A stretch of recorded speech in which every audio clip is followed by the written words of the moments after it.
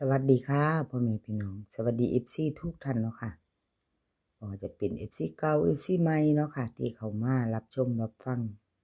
ในทางช่องของเจตาพารวยค่ะทางช่อง YouTube เนาะครับขอบคุณเป็นอย่างสูงค่ะมื้อนี้เจตาก็จะวางแนวทางของลาวพัฒนาค่ะลาวพัฒนาประวัติของดาดาพารวยค่ะวันที่8เนาะวันที่8ของเพิ่นก็เข้าไปอยู่ค่ะตัววิ่งรูดเข้าไป6บนเนาะ946 3ตัว2ตัว39ดาพารวยก็ยังบ่ทันหลุดเนาะค่ะพี่น้องถือว่าเดินอยู่เนาะมาไปใหม่ไปต่อนี่เป็นประวัติวันที่8เนาะค่ะแล้วก็เป็นวันที่10เอามาไปต่อไปใหม่กับดาพารวยคนสวยในช่องค่ะคนสวยในช่องมาตามกันต่อกราบขอบคุญขอบคุณดาพารวยหลายๆเด้อค่ะที่ให้แนวทางมาว่างทางช่องเนาะเอาFCมาตามต่อกับดาพารวยเป็นมื้อแลงนี่2 ทุ่มครึ่งเนาะค่ะวันที่10ไปใหม่ไปต่อเป็นมื้อใหม่แล้วดาคนสวยเอ้ยดาคนสวยไปเด้อค่ะจูงมือกันมากอดข้อกันมาเด้อ2ตัว3ตัวก็ได้ เอิ้นเอาเจตาว่าติ แม่นค่ะเอิ้นเอาเนาะไปน้ำกันมาน้ำกันตัวอย่ามาผู้เดียวมา2ตัวเนาะมา2มา3ซั่นตัวแนวทางแหมมาไปต่อค่ะวิ่งรูด7กับ8ค่ะ2ตัวเหมือนเดิม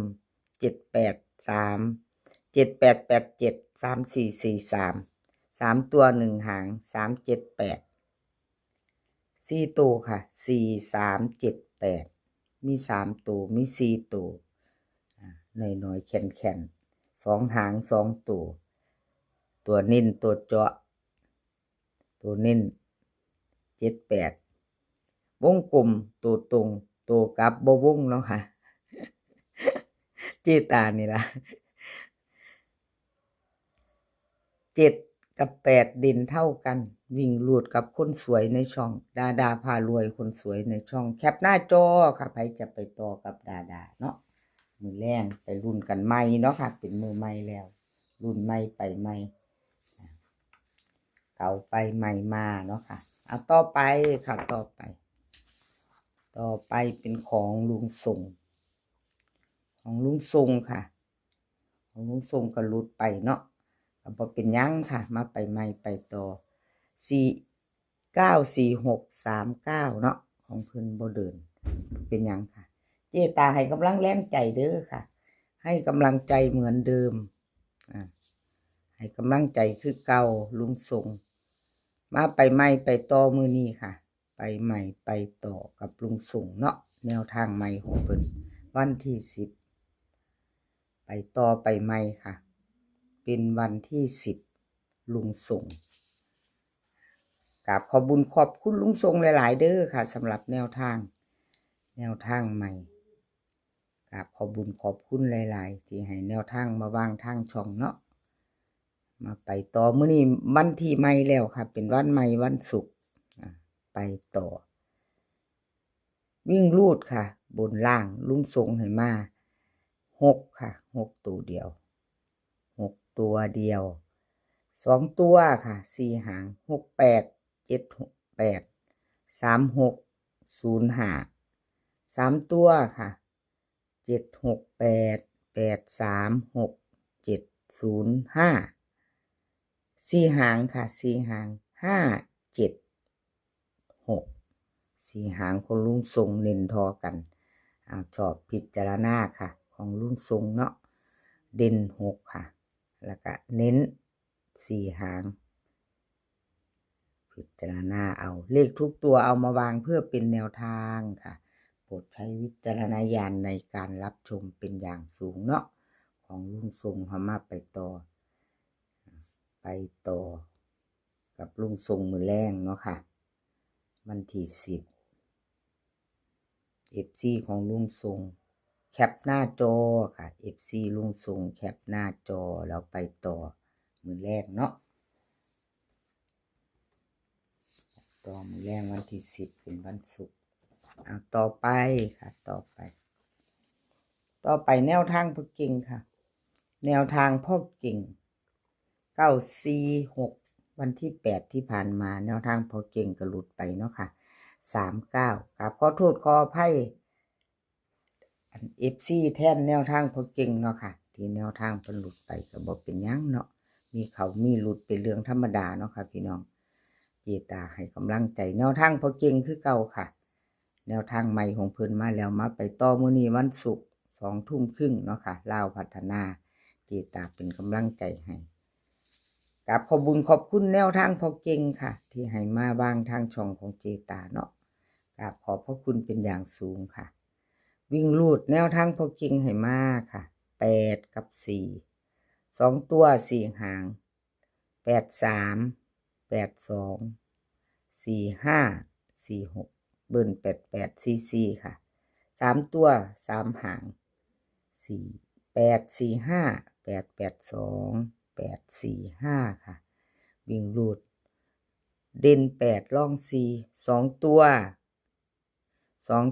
2หางเน้น8 2 4 5 3ตัวเน้นหางเดียวเด้อค่ะให้หางเดียว8 8 2แคปหน้าจอครับให้จะไปต่อกับแนวทางพ่อเก่งเนาะแนวทางพ่อเก่งแคปหน้าจอค่ะแคปหน้าจอให้จะไปต่อกับแนวทางพ่อเก่ง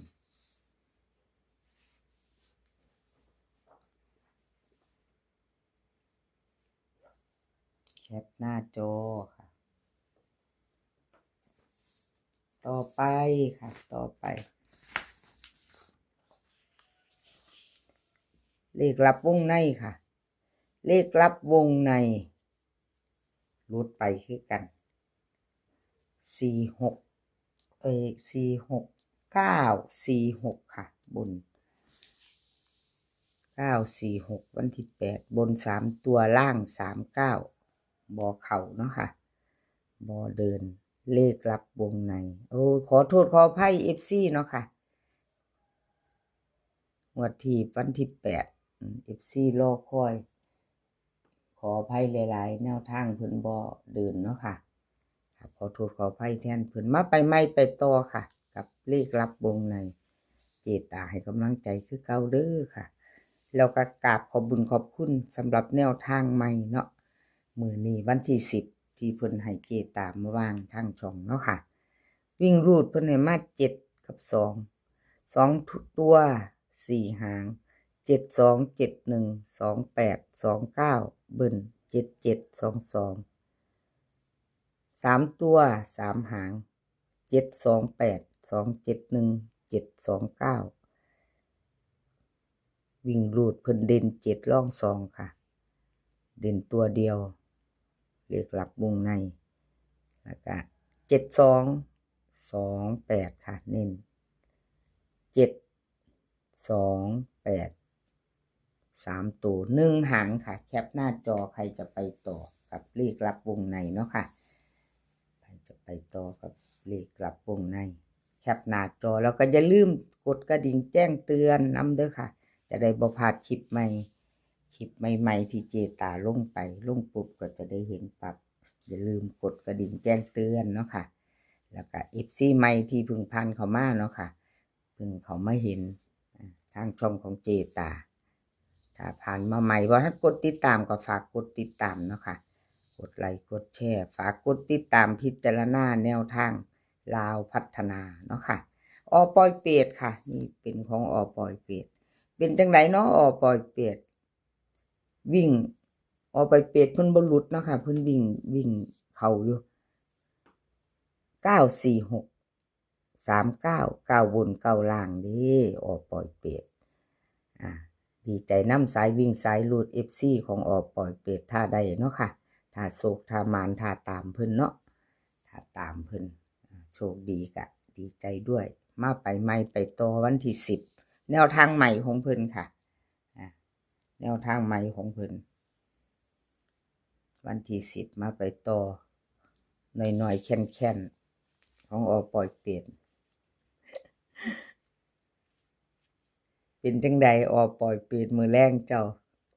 วันที่10เป็นวันศุกร์เนาะ มือแรงมาเด้อมือแรงเด้อ2ตัวกอดข้อกันมาจับมือกันเดินเด้อค่ะ2ตัว3ตัวเนาะแม่นบ่คุณออปล่อยเป็ดพาหมู่ไปลาวพัฒนา วิ่งลูดมาไปรุ่นกันค่ะกับออปล่อยเป็ดมือนี้กับขอบคุญขอบคุณออปล่อยเป็ดหลายๆเด้อค่ะสำหรับแนวทางใหม่ที่ให้มามือนี้เนาะวันที่10กับขอบพระคุณเป็นอย่างสูงค่ะวิ่งรูด0กับ1 2ตัว4หางค่ะ09 06 12 71 3ตัว2หางค่ะ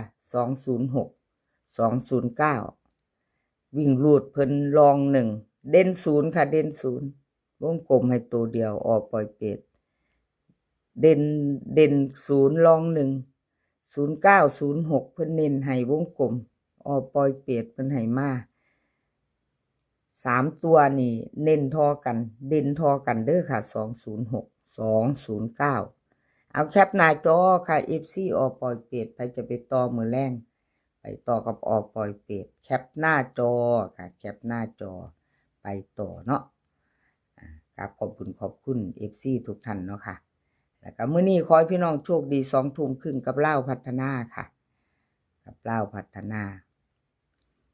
โชคดีกันทุกคนขอให้มีความสุขสุขภาพร่างกายให้แข็งแรงกันทุกคนเด้อค่ะเดินทางไปไสก็ขอให้ปลอดภัยเดินทางไปก็ขอให้มีโชคค่ะกลับมาก็ขอให้มีชัยคลิปหน้าพ่อกันไหมค่ะคลิปนี้ก็สวัสดีค่ะ